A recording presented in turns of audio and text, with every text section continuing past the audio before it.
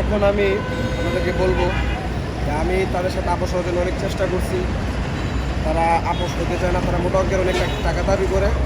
আমি টাকা না দেওয়ার ইচ্ছুক থাকাতে তারা মামলা চালায় দিতে চায়। তাদের লয়ারের সাথে আমার কথা হয়েছে, তারাও সেও বলছে মামলা মিথ্যা।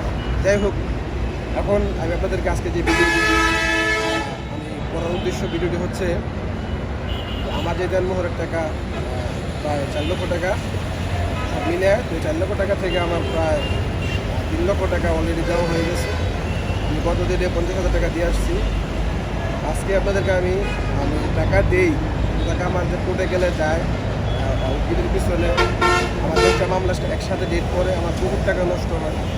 আমার এই স্কেলে অবশ্যই আমার ওয়াইফের ছবি, আমার কালা শাশুড়ির ছবি, আমার নানি শাশুড়ির ছবি দেওয়া থাকবে। আপনারা তাদের খুব সাবধান থাকবেন।